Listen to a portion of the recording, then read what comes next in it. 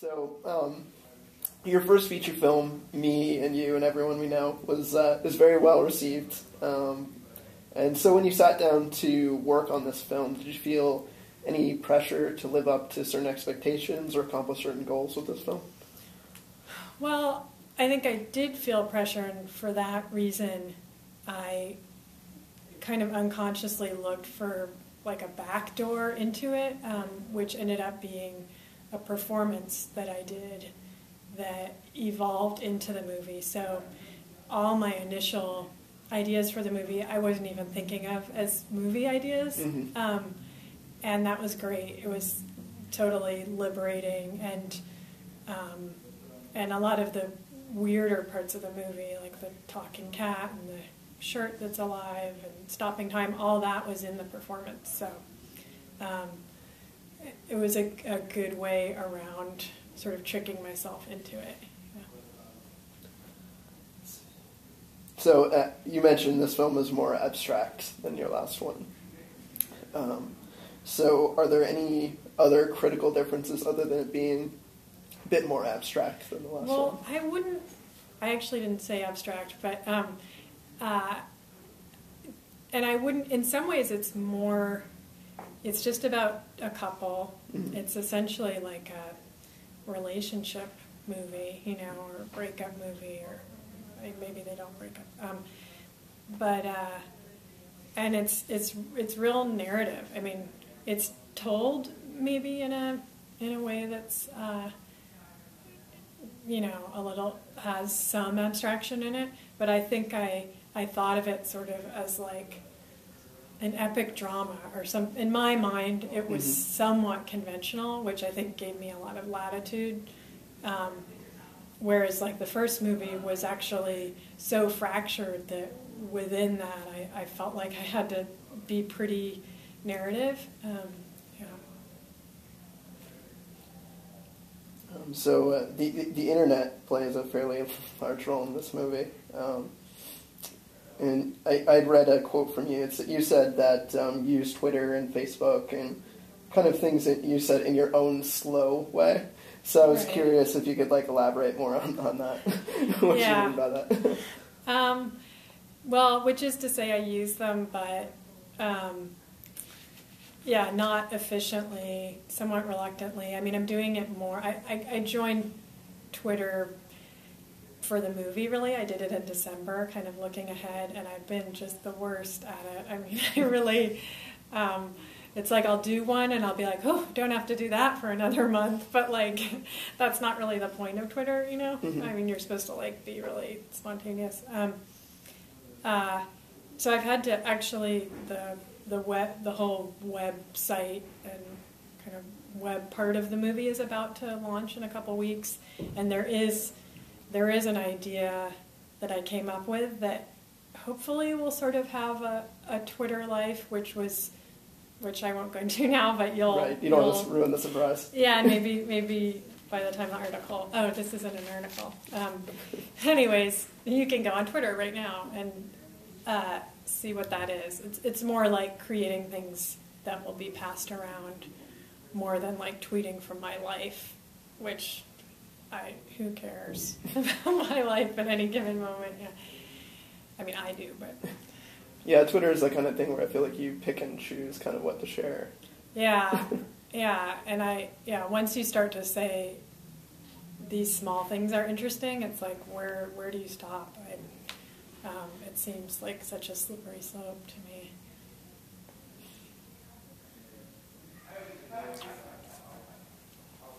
This kind of piggybacks a little bit off the previous question, but you had said in an interview that being watched takes away the burden of living. I was wondering if you might elaborate a little bit on that statement, or that mindset, that philosophy. Yeah. Well, it seems to promise that it will take away the burden of living.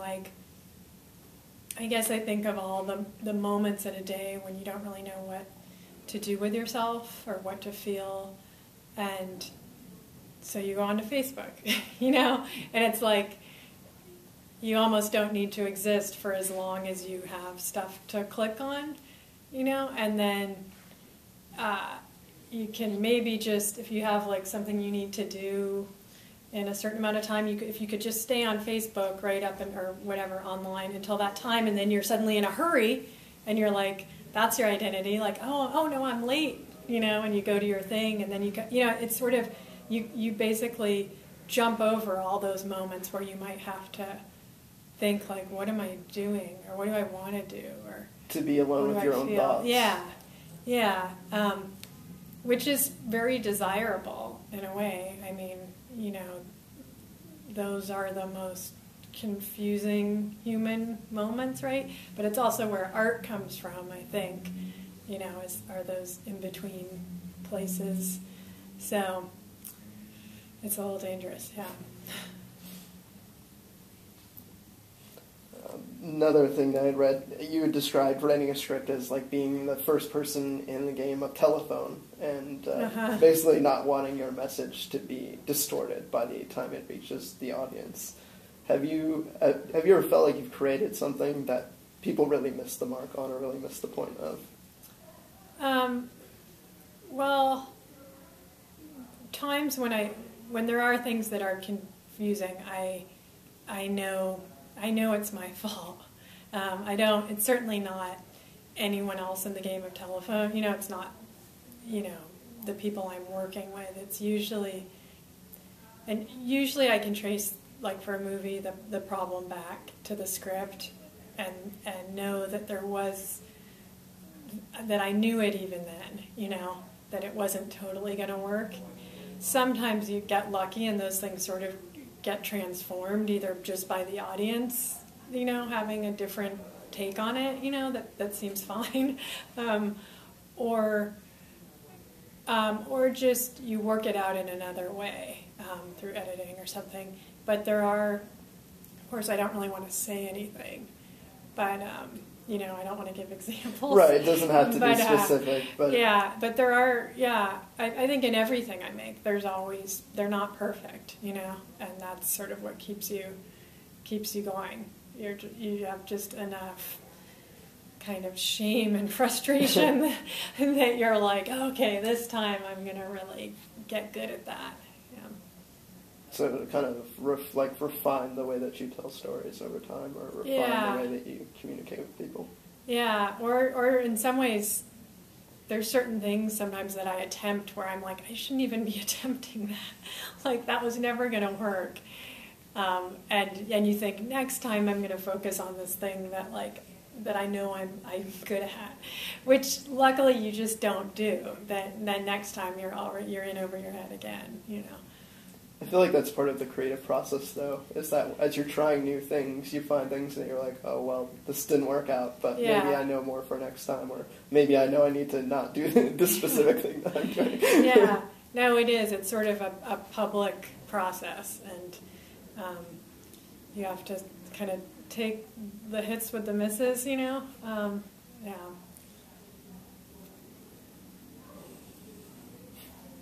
This was something I'd seen online, was an interview where you had said that you have not worked a day job since you were 23. Right. So my question was, what were some of the day jobs that you had to do before that? I know. I'm trying to add a caveat to that, which is that part of the reason I was able to do that is because I was such a thief. So it wasn't that I was living off my art so well. I was a little bit, but I was also stealing a lot. So that's just which is not something I recommend, just to sort of reassure people, like, that is hard to do legally. So my last day job was as a car door unlocker,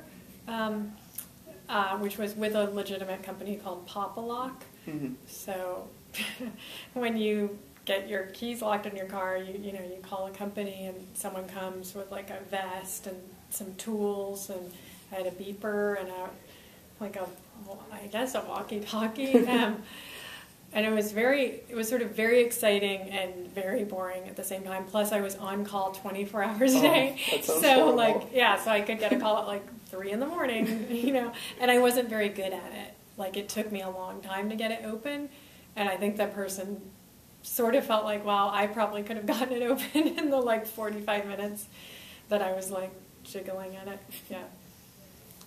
That sounds pretty interesting, actually. Yeah. I didn't know that there were companies out there that did that. There are, yeah. There's always that to fall back on, that skill set.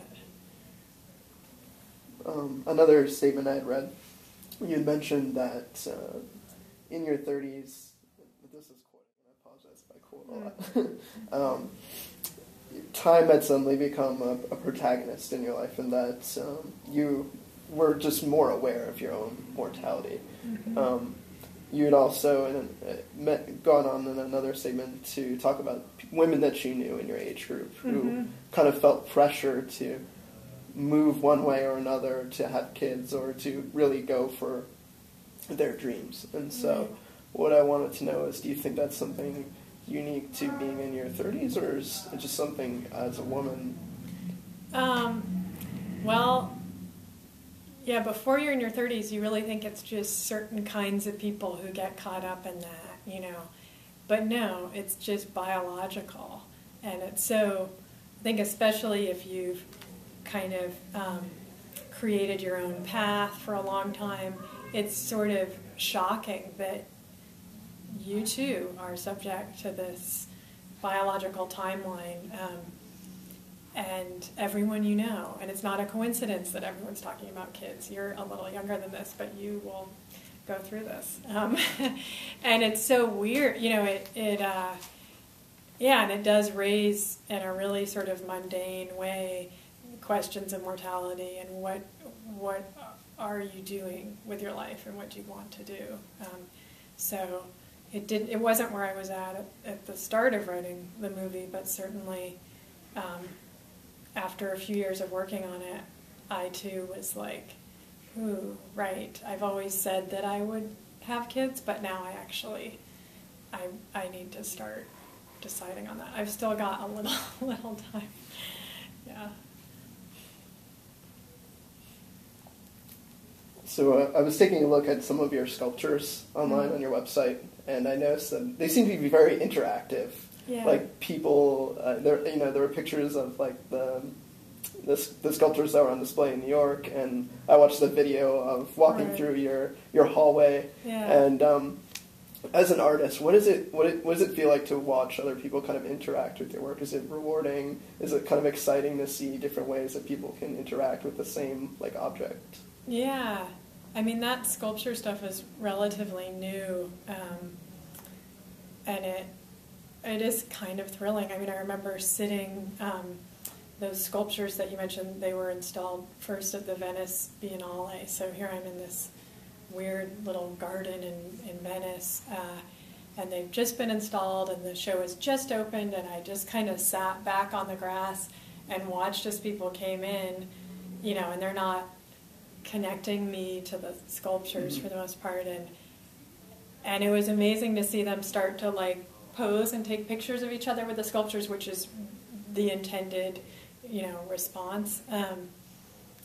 Yeah, it was just a total delight, and I think part of that was, you know, I make a lot of things that require me, my own body, to put out a lot of effort, like performance or movies that I'm in.